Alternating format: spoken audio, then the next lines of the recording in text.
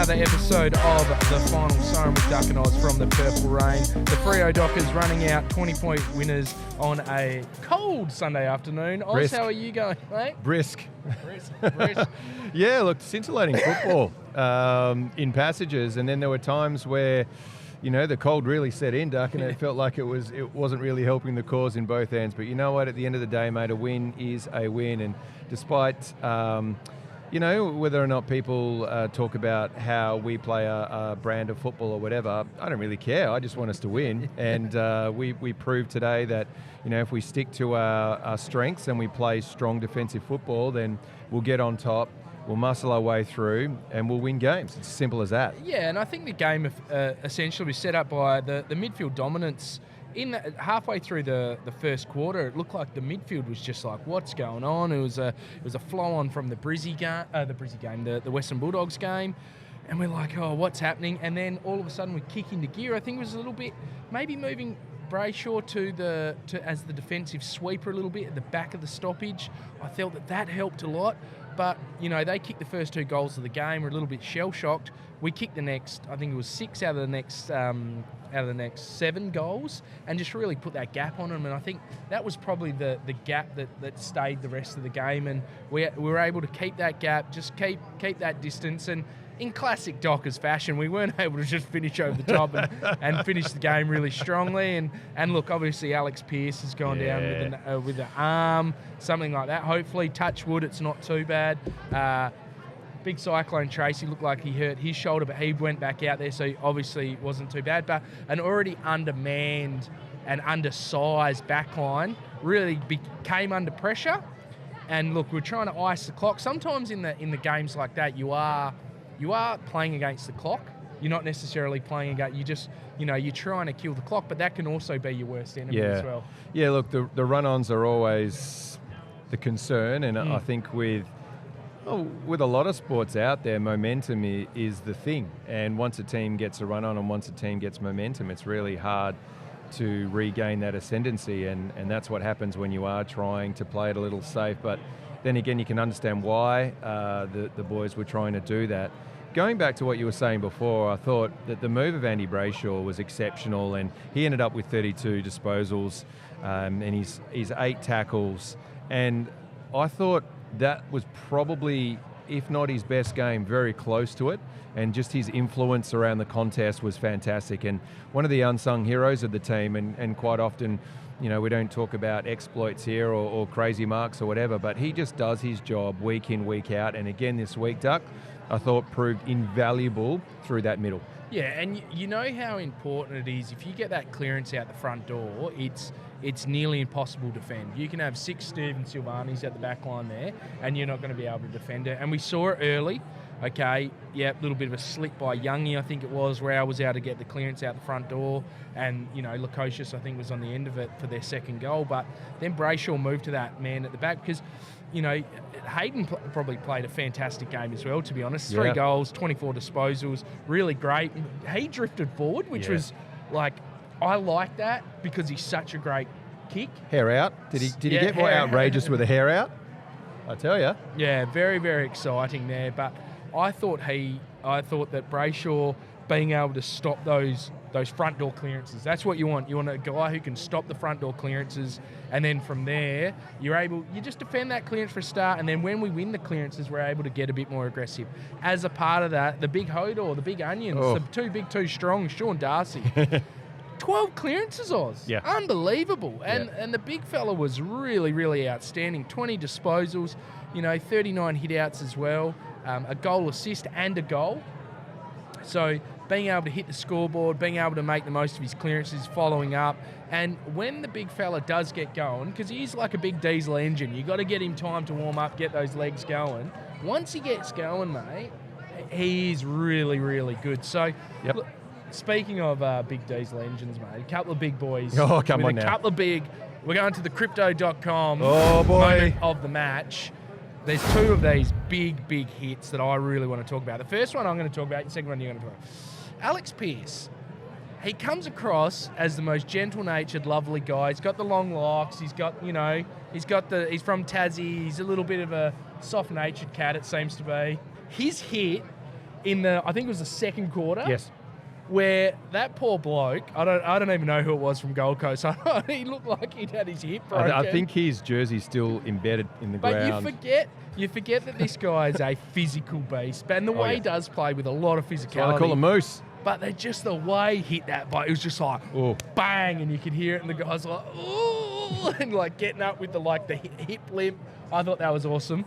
The second, it's my man crush, Josh Tracy, and just cycling through 58 blokes, slight exaggeration, but when he went hard at the contest, fair contest, went at the ball, knocked it forward, and then took the contest, and then managed to push the ball on. So really 3 efforts in that contest, but just putting his body on the line, which he does all the time. And that, I mean, essentially we talk about his 7 marks and, you know, his 2 tackles or whatever, but it's just his physicality now that he brings to each of the contests, which is sensational. And his ability to make a 50-50 contest more kind of 70-30 is a unique trait. Yeah. And his physicality around the ball and putting players on notice that he's around the ball, it makes it easier to bring the ball to ground, if that makes any sense. Yes, when you get that physicality, you know, it's like facing a fast bowler. There's an inherent fear that's oh my God, where is he? What's going on? Like, am I going to get tackled? Am I going to get cleaned up in the marking contest? What's going to happen? I think also a quick shout out to Clarkey for his 30 bounces down the wing. He was awesome, and I thought he was going to jail it, but I think he ran out of puff. Really, really outstanding stuff there. Just in some other guys, I thought obviously Heath Chapman had a really great game. First game back from that little hamstring awareness. I think he just showed how important he is to our backline. His ability to get across and help, his ability to get in there and take marks, to take the game on, to rebound, to bounce. Him along with, I really like Wags and how he goes about it. Yes. I'm a big fan of Wags. I'm a fan of the whole kit. I love the hair. I like the moustache. I love it all, mate. But his ability to run and carry and the fluoro boots and really get that ball going our way. And you know, I thought that 400 plus meters gain off 15 disposals just goes to show what type of drive. And when he gets the ball, he wants to go forward. He wants to go forward. He wants to drive that ball forward. He wants to break lines. He's a guy who can break his zone. So I thought he was outstanding. And of course, the debutant. Yeah. Yeah. And look, fair dukes coming in straight off the bat and almost straight into the contest straight away. Welcome to AFL. I thought pivotal moment of the game as well. He had 3 efforts in the one go, and I thought fantastic. So managed to get the spoil, managed to get a tackle, then dived on the ball, tried to get it out, and I think we've got ourselves a player. Yeah, Hugh Davies, look, again, first game of footy, gets a touch early on, settles in, then the big moose goes down like we've spoken about.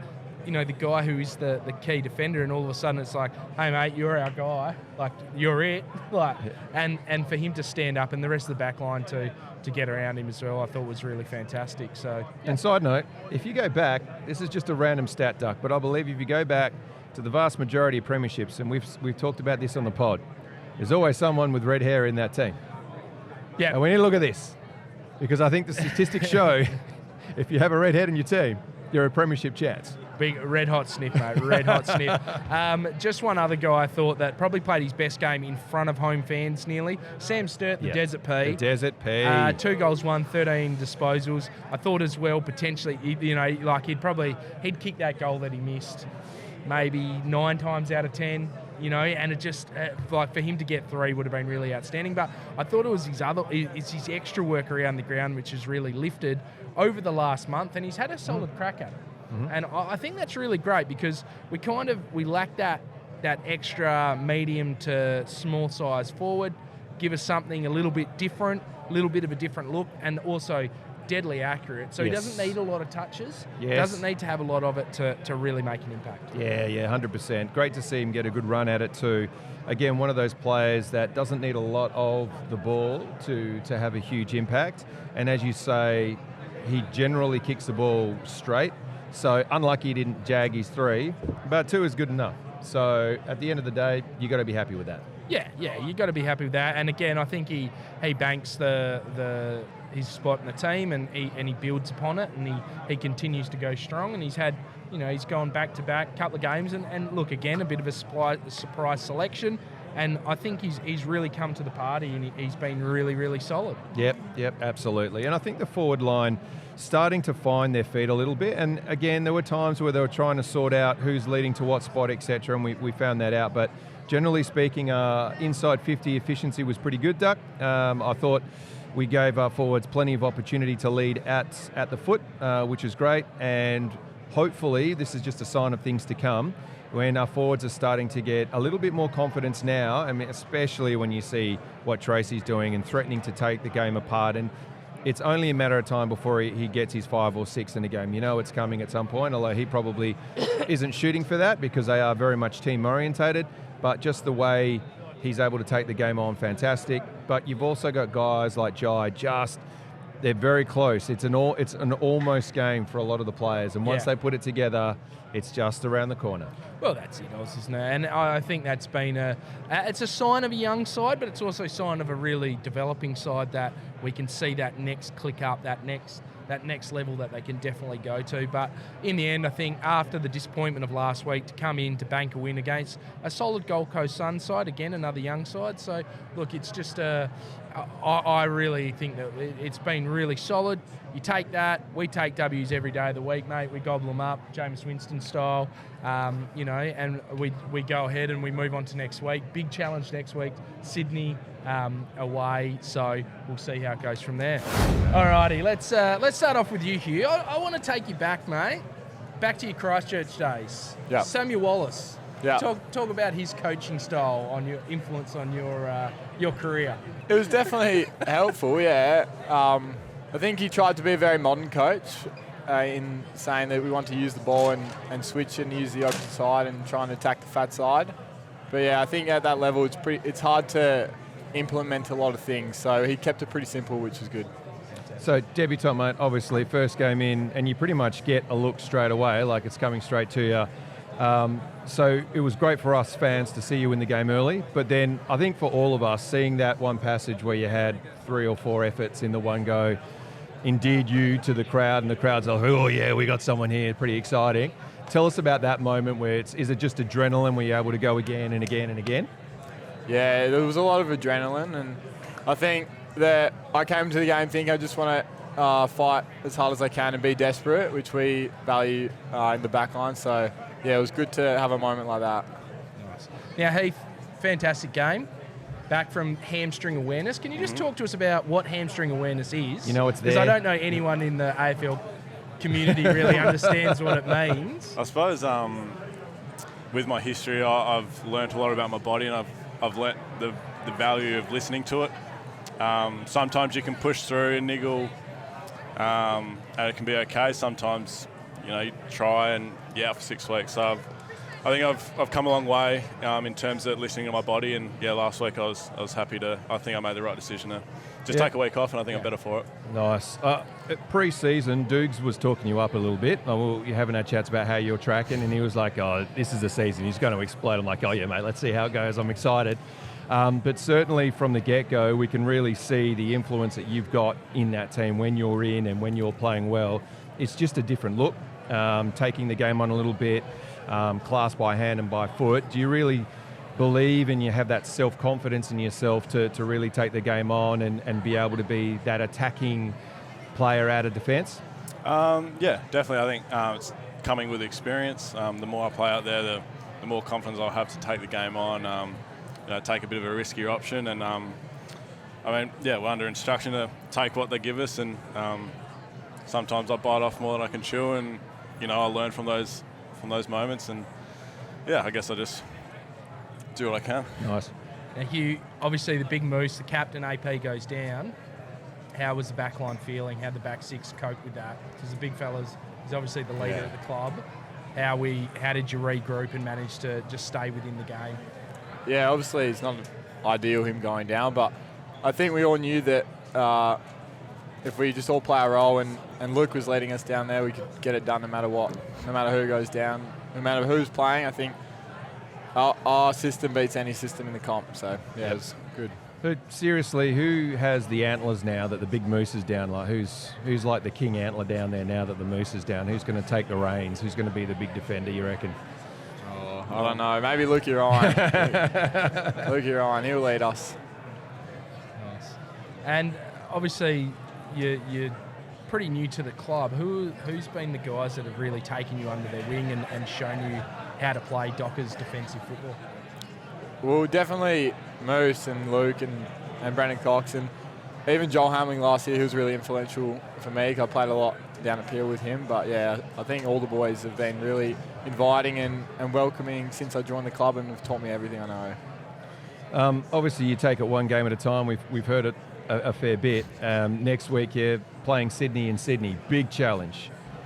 What can we do to take, and I say we as if I was out there, but what can you do from that game, the defensive exploits, etc.? What can you take out of that game and implement into the Sydney game? Because like you said before, we play our brand of football. We can beat anyone, anytime, anywhere.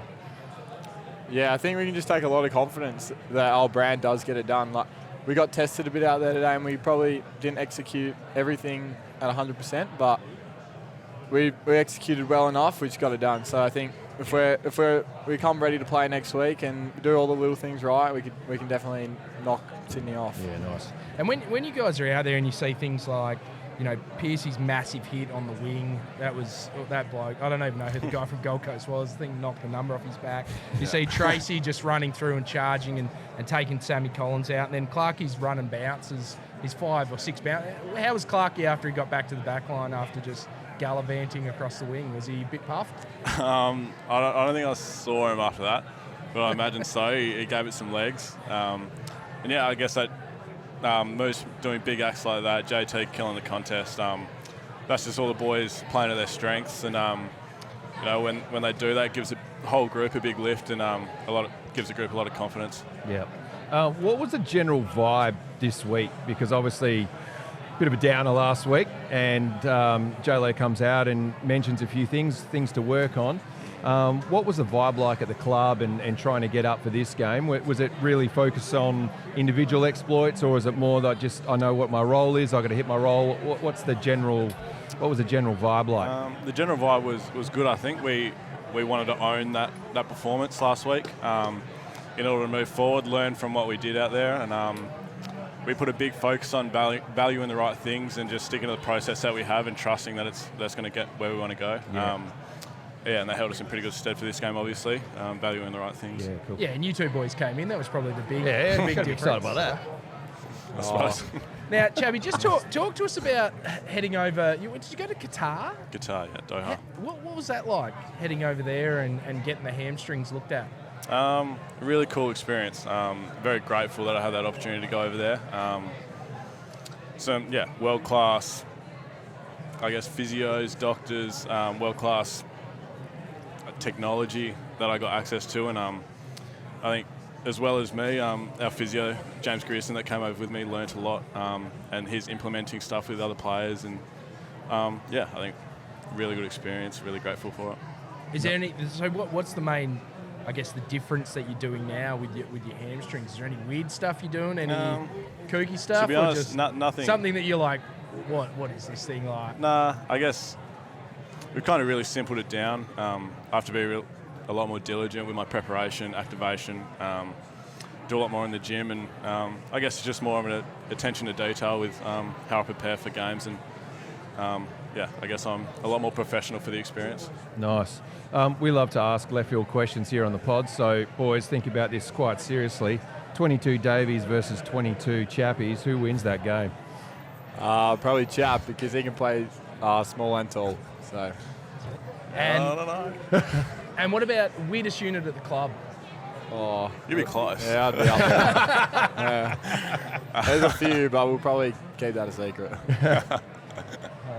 All right. Well, hey, Chapman, Hugh Davies, thank you very much. Fantastic debut, young man. Thank you. Keep Thanks, up mate. all the great work. Thanks. Chappie, great to see you back out there as Thank well. you very mate. much. Cheers. Fantastic. Oz, I think on that note, there's not much more to say. I think winners are grinners, winners mate. are grinners. Really fantastic win by the Dockers today. Really pleased to get back on the winners list. It'll be interesting to see where we are now. Live ladder. Is there a live ladder? Well, we're got fifth, live mate. ladder. We're fifth. We're I'm up to telling you fifth. right now. We are fifth. Yep. Up to fifth. Look With a out. bullet. Half a win outside the top four. Really, really up and about. Sydney, we beat them last time at the SCG. The Triple J came to play. We're up and about, so red hot sniff against Sydney next weekend at the SCG. Yeah. We'll see how we go. We'll be back in a couple of weeks' time. Shrink that Richmond, boom bust cycle, mate. I think Saturday night, 3 Richmond. to 4% growth. That's it, just slow and steady. Richmond at home in 2 weeks, so it should be good. Saturday night, Oz.